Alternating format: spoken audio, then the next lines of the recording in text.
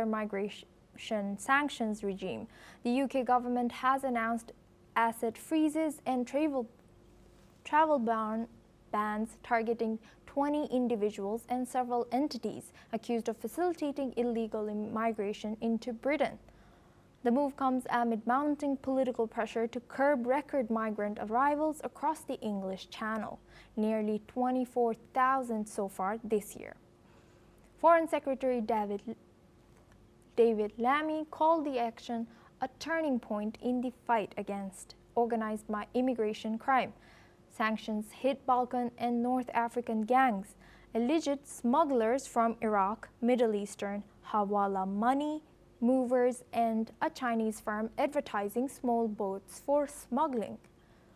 Among those targeted is Albanian Blidar Lala, set to control smuggling operations in Belgium, and Alan Bassel, a former police translator accused of running a brutal trafficking ring in Serbia.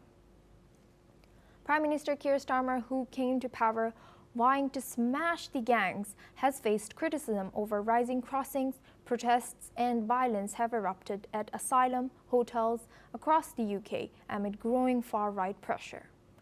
In tandem, the government is also ramping up enforcement on illegal working, with help from companies like Uber and Deliveroo, and trialing AI tools to verify the age of asylum seekers.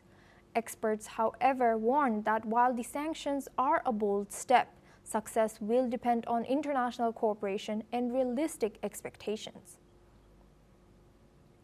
Now we go back to our guest discussion with John Rossomando. He's a president of Viking Research Associates and geopolitical analyst. Thank you, John, for staying with us.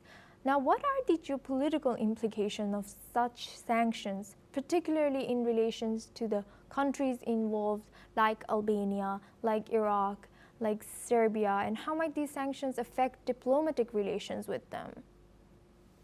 Well, let's put it this way: migrant trafficking is big money on the global stage, and you have a lot of places like Albania that are very corrupt, where you have a lot of organized crime. Iraq, where the IRGC backed is cartels and militias are active, and they bring all of these migrants into Europe and into the UK.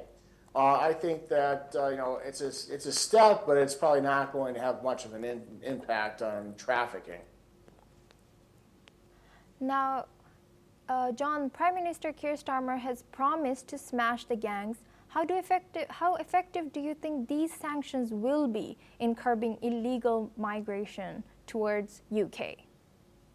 Well, considering that, the UK isn't exactly the global power that it once was, I think it'll have very little, impact on curbing, the gangs and their migration and smuggling of people into the UK. I mean, ever since since Brexit, it no longer is connected to the EU, so it has to engage in diplomatic efforts with the EU to have any sort of impact.